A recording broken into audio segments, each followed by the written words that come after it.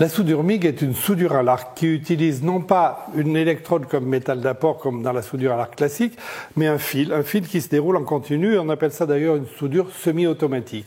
Alors, cette soudure a deux avantages. D'une part, elle permet de travailler en continu, sans avoir à changer d'électrode, et d'autre part, elle ne dépose pas de l'étier. Alors, pour réaliser ce soudage MIG, je vais utiliser un poste qui est un peu particulier, c'est le Multi 160 Stanley, parce qu'il permet à la fois de faire la soudure MIG, la soudure MAG, mais aussi la soudure MMA, c'est-à-dire avec des électrodes. Dans la soudure à l'arc MIG, on n'utilise plus une électrode, comme je vous le disais, mais on utilise un fil. C'est-à-dire que l'apport de métal est fait par ce fil. Et il existe évidemment différents types de fils pour l'acier inox ou pour l'aluminium. On va aussi utiliser des fils de différents diamètres, de 0,6 mm à 1 mm. Le fil le plus fin va servir à souder des pièces de faible épaisseur, le fil le plus gros pour les pièces plus épaisses. Alors, le principe général de la soudure MIG, c'est qu'on va avoir un gaz qui protège la soudure au moment où on la fait. Il protège la soudure de quoi? De l'atmosphère, c'est-à-dire en gros de l'humidité et de l'air. Et là, on va distinguer trois modes de soudage. Premier mode de soudage, le MIG no gaz, c'est-à-dire sans gaz ajouté. Il utilise un fil fourré. Pour faire simple, ce fil va dégager un gaz lors de la fusion. Deuxième mode, le mode MIG, au proprement parler, qui utilise un gaz inerte. MIG, ça veut dire métal inerte gaz. Et ce gaz inerte, en général, ce sera de l'argon. Cet argon est un métal neutre qui ne réagit pas avec le métal en fusion. Troisième mode de soudage, c'est le soudage MAG, ce qui veut dire métal active gaz. Et là, dans ce cas-là, on va utiliser soit de l'oxyde de carbone, tout simplement CO2, soit un mélange d'argon et d'oxyde de carbone. Et là, c'est un gaz actif. Le poste à souder est donc équipé d'un système d'alimentation en fil. Alors, la bobine étant mise en place, je fais ensuite passer le fil dans cette gaine, qui est un guide fil, et là, le fil va être entraîné par un galet. Or, ce galet est interchangeable et il a des rainures qui correspondent au diamètre de fil. Là, donc, il est réglé pour ce fil. Le fil passe sur le galet et il rentre dans la gaine qui va aller jusqu'à la torche. Je ferme ensuite le système d'entraînement du fil et on va faire avancer le fil. Alors avant de faire avancer le fil, on va parler de la torche. La torche, c'est ce qui va nous servir à souder, puisque c'est de là que le fil d'apport va sortir et c'est là où va se créer l'arc électrique. La torche, elle est constituée de plusieurs éléments. Ces différents éléments sont d'abord une buse. Ensuite, à l'intérieur de la buse, on a un embout tube contact par où le fil de soudure va sortir. Là, on a une sortie de gaz. Et bien évidemment, la torche comporte une gâchette qui va permettre son utilisation. Maintenant, je vais faire avancer le fil dans la torche. Alors, j'allume l'appareil. Il doit être sur position MIG, c'est le cas. Et je vais appuyer sur ce petit interrupteur qui fait avancer le fil automatiquement.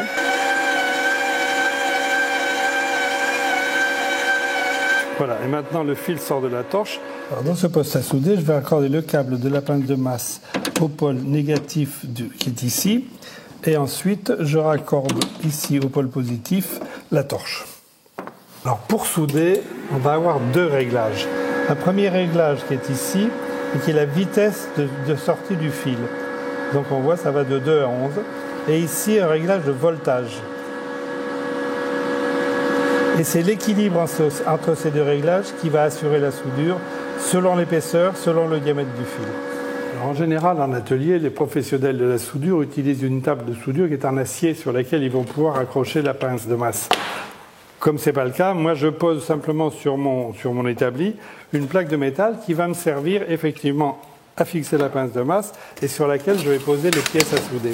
Donc j'aurai un contact direct. Alors, première opération avant de souder, c'est de couper le fil à la sortie de la torche. Et ensuite, on va procéder au réglage de l'appareil après l'avoir allumé. Donc, je vais faire un réglage, on va dire, moyen, un peu au hasard. Donc là, je serai à 7 mètres par minute au niveau de la vitesse du fil. Et on va dire, allez, autour de 16 volts. Et on va faire un test. Après, bien évidemment, c'est être équipé pour souder. Et donc, pour fonctionner, j'appuie tout simplement sur la gâchette de la torche.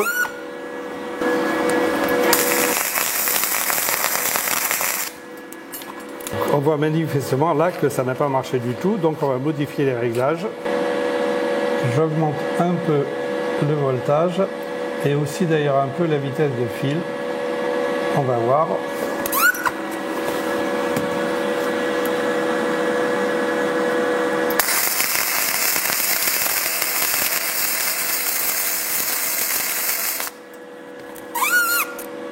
Donc là, c'est un peu mieux, mais manifestement, on manque encore de puissance. Donc vous avez compris que la seule technique pour arriver à trouver le bon réglage, c'est de faire des essais successifs. À chaque fois, je coupe le fil qui sort de la bulle. Alors là, on va essayer un réglage avec 8,3 mètres et 16 volts. Mais pour faciliter les réglages et vous éviter de trop tâtonner, moi je vous propose un tableau de valeur moyenne qui a été fait en fonction du diamètre de fil utilisé, mais aussi de l'épaisseur des tôles à souder. Par exemple, vous voyez qu'avec du fil de 0,8 mm et une tôle de 2 mm d'épaisseur, le réglage moyen va être de 8 mètres pour la vitesse de fil et de 16 volts.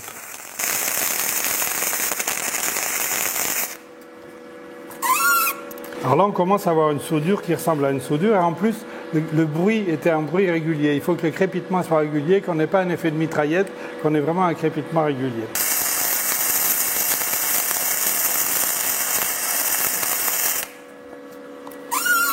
Donc là, on a un cordon régulier et on a entendu que le bruit était régulier aussi.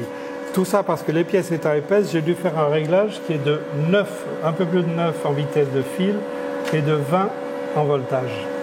Que ce soit pour la soudure MIG ou la soudure MAG, comme on va le faire tout à l'heure, on a la même technique qui est celle qu'on utilise d'ailleurs pour la soudure avec des électrodes. On va d'abord faire des points, pointer la pièce, à peu près tous les 20-25 cm. Ensuite, on va tenir la torche inclinée à 45 degrés dans un sens et dans l'autre. On va avoir un déplacement le plus régulier possible. Et alors après, il y a deux écoles. Soit on soude en poussant, soit on soude en tirant.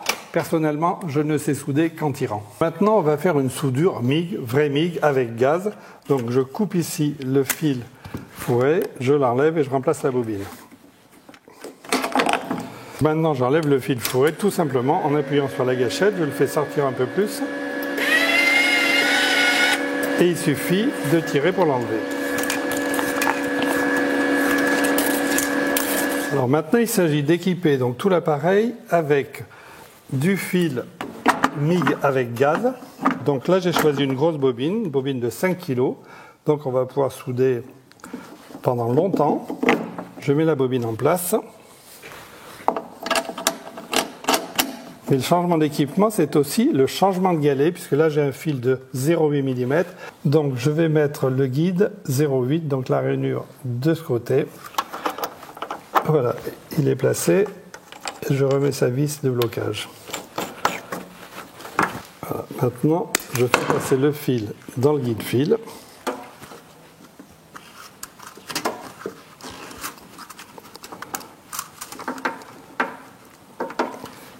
Et on le fera avancer tout à l'heure dans la torche. Troisième modification, c'est le remplacement de l'embout contact.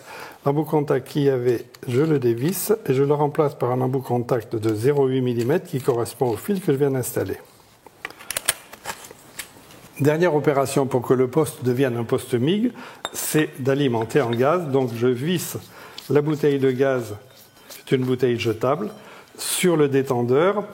Du détendeur part un tuyau qui va dans l'appareil, lequel appareil va alimenter ensuite la torche en gaz. Il me reste juste à faire monter le fil dans la torche, donc j'allume l'appareil et j'appuie sur le bouton d'avance rapide. Voilà, le fil est là. On va pouvoir souder. Maintenant, j'ouvre la bouteille de gaz, donc en tournant le détendeur, j'allume l'appareil. Et on va faire un test de réglage, exactement comme tout à l'heure quand on était sans gaz. 8 et 19,9, on va faire un essai.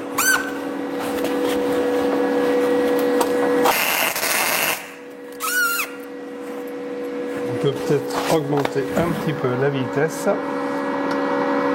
Donc avec le gaz argon, j'ai fait des essais et je suis à 6,5 en vitesse et à 20 volts.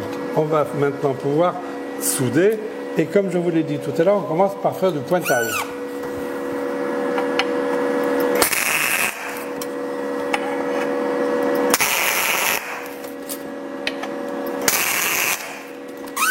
Donc la tôle étant pointée, elle ne se déformera pas lors de la soudure.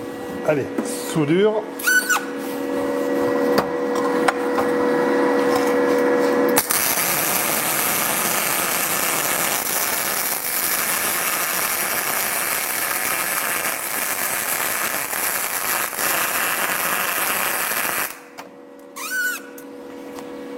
Donc là, on a une soudure qui est pas trop mal pour un amateur.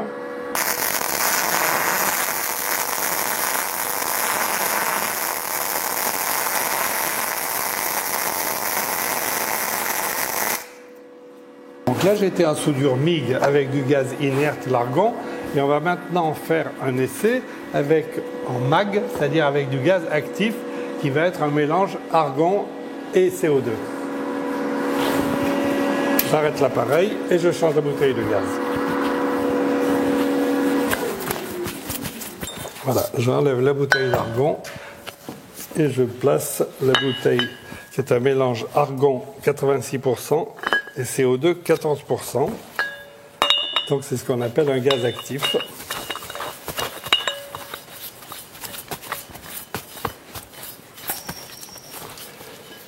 Le fil, lui, reste le même. Donc je prépare, je coupe le fil, j'allume et on va voir si le réglage correspond, s'il faut le modifier.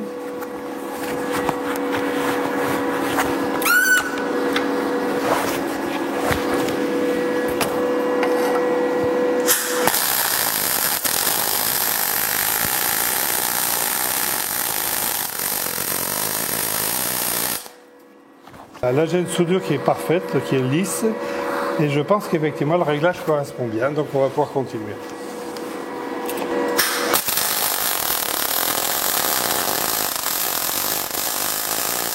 Donc là je vais réparer ce verrou.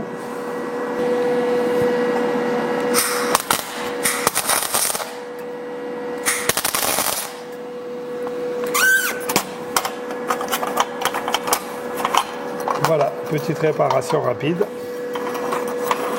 Là, on attaque la grosse ferronnerie, c'est pour préparer un lampadaire de jardin.